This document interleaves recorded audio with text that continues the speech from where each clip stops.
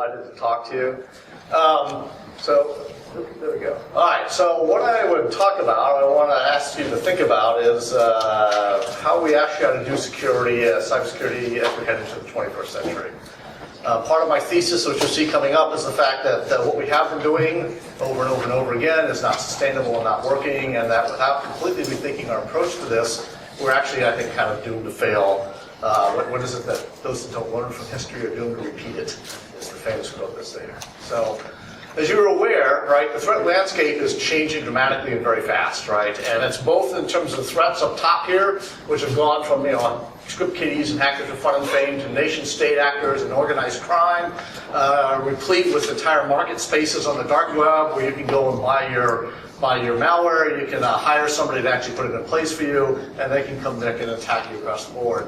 But complicating it for business is the fact that the regulatory and compliance world is also getting much more complex, and it's going to be much more costly over time, and so the cost of losses and the cost of breaches is going to grow, and the onus of that is going to fall, I think, on businesses in order to deal with it. Right? And by every measure you can think of, the threat pace has been increasing across the board. It doesn't matter where you look, it's getting worse instead of better. Okay, and if you look at just the fundamentally less than 12 months of cyber attacks, I mean, this is just a small sampling of what's been happening, but these are some pretty major penetrations and some pretty major attacks and losses have occurred in this window of time, across the board. All right, so what's our current situation, right? Well, cybercrime, cyber prevention, the estimate is that it's going to cost the U.S. companies about $120 billion in loss. Okay, if you look at it globally, it's about $600 billion. If you think about cybercrime as a nation state, right, it would be the 21st largest country in the world in terms of just GDP from what they can take, what they can steal. The U.S. government alone, which is why I think a lot of people are interested in it, is going to spend $10.5 billion in cybersecurity in 2015 across the board, right? And fundamentally, the market is explosively growing across the board for support services. It's the fastest growing crime trend in the U.S. that we face today. But I want to kind of put this in a bit of perspective because we toss around all these numbers, but I think some of them are really interesting.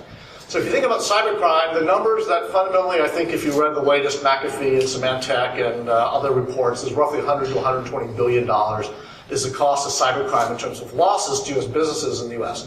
Think about that, that's about 0.7 to 0.8% of GDP. Right? On the other hand, inventory shrinkage, do you guys know what inventory shrinkage is? Right, so employee theft and shoplifting inside of U.S. companies runs about twice that. It's about 1.4 to 1.9%. Right? What we've managed to do over the years, despite all the efforts to stick in RFID tags and chain expensive leather coats to the racks so they annoy you and you can never find a salesperson to open it up and let you try it on or have it or something like that, is the fact that this has gotten embedded into the actual cost of running a business, right? So when you go into a store, the cost of inventory shrinkage is imputed to the price of the goods and the services that you buy inside of that company there. Big difference in cybercrime is that, so when somebody steals something from Macy's, all right, who gets affected by that? Directly. Yeah, well, no, Macy's directly, you indirectly, because the fact that it's just imputed in the price. When somebody hacks into a company and steals the credit card numbers, who gets affected directly by that? The company, no, not the company, the customer does, right? You do, right? That's the big difference between these two models that's up here, is that this one is a direct effect on your customers, and they bear the burden of trying to fix their credit records and ID theft and other problems like that. Here, it just is imputed in the cost of doing it. I will tell you, though, I think that the cybersecurity issue is with us for the long haul. This is never going to go away. There is no solution to it. It's not ever going to get stopped. It's where the money is moving, right? So the money is all moving in, and now that Apple has legitimized the digital wallet with the iPhone 6, it's going to become even more so pervasive because now your phone is not only your wallet, but it's your car keys and it's your house key as you head into your future, right? Another interesting number that you should think about is intellectual property theft. We have a lot of discussion about how much intellectual property theft occurs. So according to the IP Commission report back May of last year, they estimated it to be about $300 billion a year, about 2% of GDP. All right? And by the way, that includes theft by cybercrime. So intellectual property losses up here are rolled into that $300 billion number that's there. Right? So just kind of keep things in perspective as we think about the problem space. This is growing very, very fast, but ultimately, I think with technology, there's probably going to be some level cap on this. It's not going to grow infinitely because it can't possibly do that because they have all the money on the planet. Ultimately, it goes and tails off, and there'll be something in the order of probably what's happening with inventory shrinkage is going to be a plateau that's going to be put on this side. Okay. Okay, so the state of security, right? So the state of security is bad and getting worse, right? As everybody is aware, the threats are more sophisticated and moving faster across the board, right? What really concerns me is that we've entered an era of what I call the world's first frictionless weapon system. So what do I mean by that? So years ago, when Jimmy Carter first announced that the U.S. had built a stealth aircraft, right? Every country in the world scrambled to go do stealth work. The interesting thing about it is where are you starting from? You're starting from nothing. You have to do the basic science, the basic research, materials. You got to do the aerodynamics. You got to work on propulsion systems. You got to build factories to build these things across the board. And what you have is a very long time from discovery to delivery of anything that can come back and haunt you, right? The moment you release any new form of malware variant or attack into the wild, everybody's knowledge is almost instantaneously elevated. Right? So how long did it take from the discovery of Stuxnet to when the guys published it in Der Spiegel? Anybody know? Roughly? I think it was about 3 weeks, is that right? I think that was the number. So how long did it take after it was published in Der Spiegel until the first variant came back to attack other SCADA networks differently? Anybody know what that number was? That was 3 days, okay, from the publication. And that's what I mean, is that the release of these things in the wild, everybody gets smarter across the board, everybody elevates, and it doesn't matter whether you're a nation state, whether you're organized crime, or you're a terrorist actors trying to do other forms of harm across the board. The other thing you should know is there are no boundaries anymore. The boundary has completely evaporated across the board, and endpoints are proliferating, right? So there's roughly estimated 7 to 8 billion of these things on the planet, right? Every one of these you can now use to connect into your network, into your environment, and buy stuff from you, sell you goods, communicate with you. All your employees have one. BYOD is what everybody wants to be able to do, okay? But what's really troublesome is the fact that this Internet of Things is emerging. And that's going to increase the number of these endpoints by a factor of 10 to 100. I'm betting on 100. So instead of 7 billion of these devices on the planet, you're going to have 700 billion interconnected toasters and washing machines and coffee makers and refrigerators and phones and other devices and things like that across the board. And so what does that do, right? So because your only secure connection, this completely revamps what you have to be able to think about and how you're going to approach and solve the problem of cybersecurity. So do you all remember a few years ago when the digital picture frame was the hot gift? Right? Didn't remember there was a particular digital picture frame which came with a gift that kept on giving. Remember this? No. Yeah, it had a virus on it. The moment you plugged it into your network, it was all over. It came pre-installed.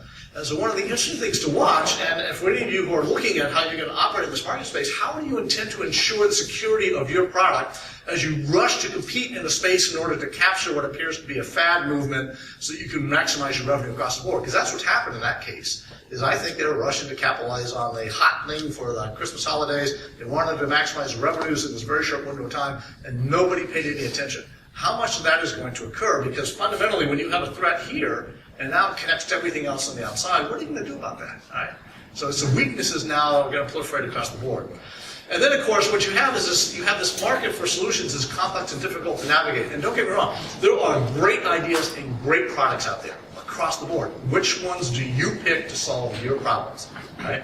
And how many of you are qualified to make those sets of decisions? And how many of you, even if you hire somebody who's qualified today, can you keep their skills up to date so they're qualified tomorrow to be able to make those decisions? And where do you hire these people in order to help you make those decisions across the board?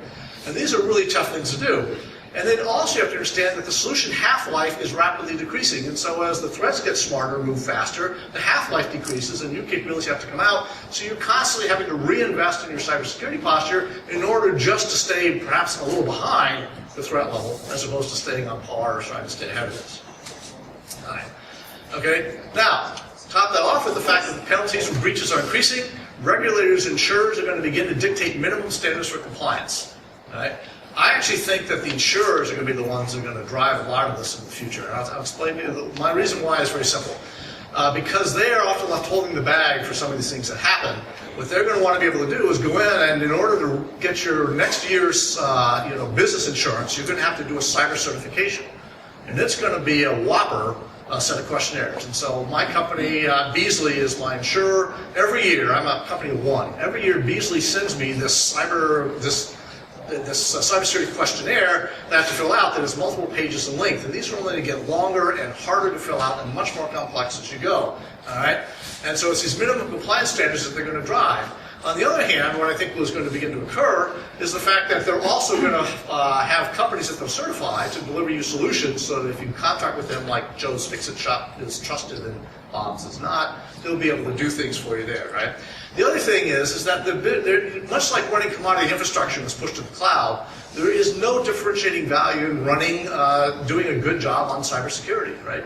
It's a massive investment, and the only business differentiating value is only on the downside, right? So if you look at Target and everybody else, it's only things go awry. How many of you get kudos and more customers because you do really good cybersecurity? Should you advertise that you do really good cybersecurity? Just paint a bullseye here. It's like Gary Hart and Donna Rice, right? I'm sorry, I'm dating myself here. Okay. And for those of you who don't know what happened to Gary Hart and Donna Rice, look it up. Okay. Monkey business, exactly. What an aptly named boat, or whatever it was. Yeah. We're not dating yourself. It's the cover of the New York Times magazine. Oh, it was? Yeah. Oh, I missed that. Whole article on the whole. On the whole thing? Oh, how interesting. Wow. Why aren't they dredging that back up? You're current. I'm current. I'll have to look at that by mistake. I'm retro. Okay. Anyhow, so what's happening, I think, is that the average company cannot possibly keep up, right? Okay, it's too hard, it's too complex, it's too expensive, the skills are scarce, you can't hire the guys, they can't pump them through universities fast enough, right? And then you have what I'm experiencing when I consult with a lot of different companies, which is what I call C-suite exhaustion. You're the poor CISO. You walk in the door and say, hi, we got this new threat, I got to buy this new thing, I got to plug it into my new network so we can keep us all safe across the board. And the executives say, okay, what promises or guarantees do we have that's going to solve the problem? The answer is zero. I have no promises or guarantees I can give you to do this. And so it's kind of like, oh my God, this seems to be a black hole in which you keep tossing money, but I have to because I don't want to wind up like Target or any of these other guys or Home Depot or those sorts of things like that. And so, what Einstein famously said about insanity, right? It's down at the bottom, doing the same things over and over again, expecting different outcomes. And so this is the point, I think. We have to really think differently about, as we head into the future, how we're going to do cybersecurity. And by the way, this is a journey, not a solution. So, what I'm going to talk to you about next is not something you're going to do next week, okay?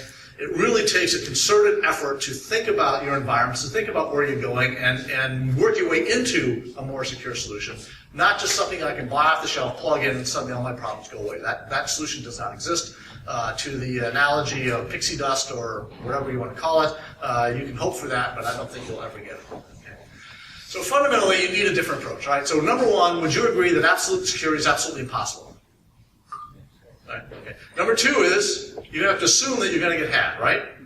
Okay, I would. All right. In fact, the old adage: there's only two types of companies in the world: those that have been had, and those that don't know that they have been had. Okay. And I think it's really true when you think about that, right? So what you want to do is you want to continue to minimize the opportunity for the attack to occur, right? That's how we operate today. But fundamentally, what you really got to think about is how you're going to minimize the loss when somebody penetrates your environment. So the question you have to ask yourself is, what is it that they're after? Are they after your network? They want your what? They want your data, right? They want your intellectual property, they want your credit card numbers, they want anything that they can get their hands on that they can monetize or use to advantage. Now, I have to be careful here because sometimes, in certain situations, they do want control of networks and things like that, but that's not the case that I'm trying to use and discuss here. We can talk about that later, right? And so what you really have to think about doing is how you're going to move, and you have to think in terms of data-centric security. You got to think about how do I protect the data first and work my way out instead of where we have been, which is fundamentally a network perimeter-centric view of the world, which is how to protect my surroundings, what's around me, and then work my way in and not pay much attention to my data. The other thing I'll talk about is how do you make it hard for attackers to find you? I think is something you really ought to consider putting into place. And then, of course, we have this thing we were just talking about before before we got started here, which is the user-centric behavior analysis, continuous monitoring. How do you pay attention to the behaviors of the people that you're engaging with across the board to begin to determine whether or not they are actually bad insiders or bad customers or something else like that. And then finally, what we've done traditionally in the past is we add in security as sort of, I'll buy this thing, I'll buy that thing, I plug it in, and you got to build your stuff with security built in from the get-go, and you got to think about it from the get-go. Security is not something that you can bolt on and be successful with, because anything that's bolted on actually has more seams you can get an attack to. attack through. And finally, I'll tell you that I believe very strongly that there's a really critical and important move to security as a service, where fundamentally you hire experts to do it for you. So Workday's tired of those guys like that. Okay, thanks. So this is traditional cybersecurity. All right, what you have is what I call the Oreo cookie approach, or the Tootsie Pop approach, which you have this hard crunchy outer shell, and you leave what the people want, which is the data soft and chewy in the middle. And if we extend the analogy of the Oreo cookie, this is what we did. We started in a world with routers and firewalls and user IDs and passwords and some malware detection thing, McAfee or something else like that. That was not sufficient, so we piled on a couple more things. That was not sufficient, we piled on a bunch of more things. And all the while, what we've done is left this centerpiece of the data nice, soft, and chewy. So when they get through all these hard, crunchy outer layers, or when a trusted insider already has access to the data, fundamentally it's pretty easy for them to make off with the goods that they really want to be able to have, right? And so it's the data stupid. Thank you, James Carvell, right? Okay, remember, this economy stupid. Okay, so it's the data stupid as you look at this going ahead, right? So data-centric security requires fundamentally rethinking how you build your applications as you go into the future, and you have to work hard to get down this path. I'm going to tell you right now that back in my previous job, when I ran application services, we got started in 2005 doing exactly what I'm describing here, and it's still not 100% done because legacy systems are hard to convert over. If you start from the beginning, you go down this path. One is you've got to separate the data from the applications from the security from the rules, and the rules from the data. And the reason for that is very simple. All these things want to change dynamically, constantly, all the time. And if you wed them all together in one big giant stovepipe system, then you have to go back in and modify your big giant stovepipe system. The other reason you want to do this is it also helps solve your big data challenges as you look ahead. You want to make data a fungible, protected asset that you can appropriately audit and track its use across any application that wants to touch it and use it. And you also want to make it available to all of your users ubiquitously with security and appropriateness so that they can use it in the jobs they have to get their jobs done. And then you want to separate your roles and responsibilities from your accesses. Right? So, do sysadmins need access to data to do their jobs? Maybe. All right? Do they need it all the time? No. Right? Most of the jobs they can do don't require access to data to do it. What you want to be able to do is build your system so that you can grant how long is it going to take. It's going to take me 2 hours. All right, you're going to start at 10. You have access to 10 to 12. You monitor the one out of them while they're on there, and then you go and then you turn it off. And they have to come back and request additional time in order to complete the work that they're doing, make it happen. And then finally, you want to make your data itself smart and protected, right? So this means that you're going to tag, mark, and sign all your data objects, right? You're going to create fundamentally a controlled digital object space into which you have control even outside of your boundaries of the objects that you have and the objects that you own, right? And this is hard to do, right? You want to encrypt all data all the time. What's nice about this is that you want to be able to enforce it at the OS level, and if you look at where the processor world is going, look at where ARM is heading, look at what Intel is doing, you actually have encrypt, decrypt on chip, AES instructions in silicon, removes the latency to be able to do these things. I will tell you the hardest problem you're going to face, and there are two things. One is key management, and the other is how do you recover from a potential loss? This is pretend the cosmic ray upsets your key management store and it flips a bit in there. What are you going to do, and how do you recover your data that's in there? Okay. And then you want to audit every action of every application and every user, and you want to turn this big data lens on your inside, and you want to pay attention to what your users are doing and what's happening inside of your environment. Okay.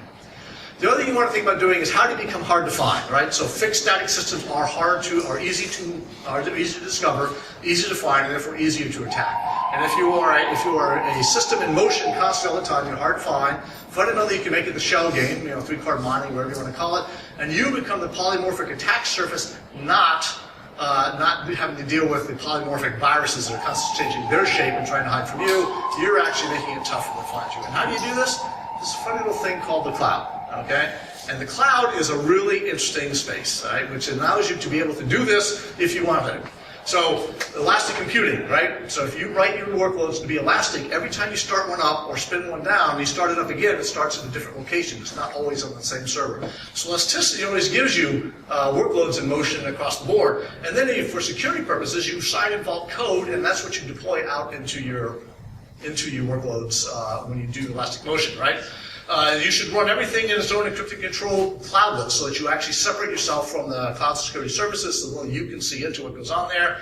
You can buy software-defined storage solutions that put your data in motion, and there's a growing number of solutions in the space to put your network in motion using software-defined networking and network virtualization so that your network itself is hard to find, right? So you appear as one set of network addresses one time, they evaporate, you're a different set of network addresses another time. And that's how you're going to build this stuff out. All right? Okay. And then finally, I think for a lot of companies, they need to consider the fact that they need to think about security as a service. What do you mean security as a service? Monitoring, right? And fundamentally what they're going to do is try to elevate everybody's capabilities across the board so that you don't wind up in the target situation where the attack comes through the HVAC guy because he's got pretty good security, but he can't afford or can't do it himself with the skill base he's got.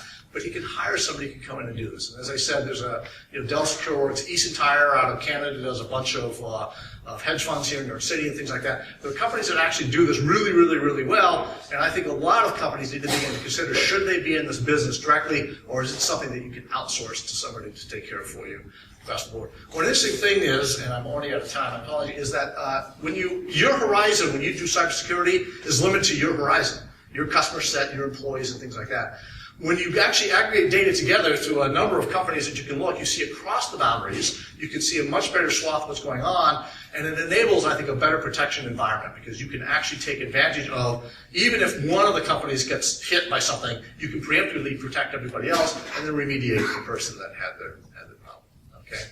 So fundamentally, I think we've hit this perfect storm. Right? Traditional approaches are inadequate. The complexity of solutions is baffling. Your costs are soaring across the board. On the other hand, it creates an enormous market for opportunity to emerge and begin to do things different across the board. Okay? And I have 1 minute on privacy. Okay, all right, thanks. Okay, so I will tell you that what's also emerging in this space is the fact that, Scott McNeely famously said, privacy is dead, get over it. I think that that's a temporary phenomenon. If you look at the iPhone 6 as the classic example here that's emerged, if you look at some of the great companies that are trying to solve this problem across the board, what will happen is that because encryption becomes ubiquitous, for data that you own and you control, you will be able to control the outcome and the destiny of where the data goes, who can see it, who can't see it, and fundamentally becomes a return to privacy across the board, right? And even when this data is outside your boundary, so posting it to Facebook or something else like that, you's fine, who can see it, and there's no way that they can use it or take advantage of it across the board. But this requires fine-grained tagging, marking, classification, tokenization services to be able to do these things in order to use it effectively, so you have to understand your data and go through it, right? So, I'll skip that. This is actually really cool, but I'm out of time. Upset?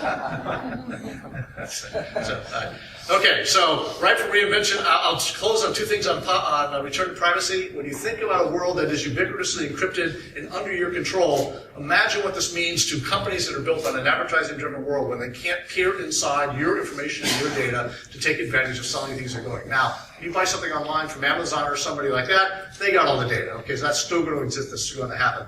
The emails, transfers, and all those things like that, the contents of what you have are going to have some pretty big effects on the advertising-driven world. On the other hand, I want you to think about the profound effects of knowledge sharing, since all of human work is a derivative of knowledge of something else. What does it mean when we're done? Okay. Yeah. I'm sorry? Take 1 minute and explain. Oh, playing the cool thing? No, go back. All right. Oops.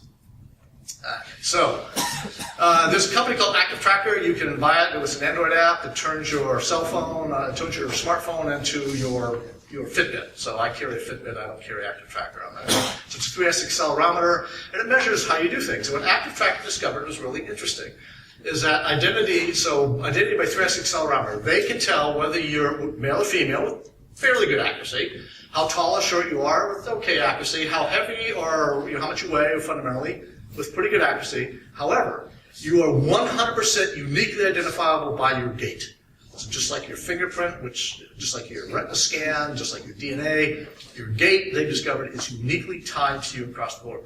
What's going to emerge in this world as these sensors get ubiquitous and go everywhere and on your phone and they're in place is what constitutes PII and what has to get protected. So I will tell you as companies, as you're looking out and having to deal with PII regulation and things like that, you've got to think really hard about what it is you're collecting and what it may actually mean in terms of this future of what you have to control and look after. So this is just one example of that. There's a bunch of these that are there. Anyhow, so thank you.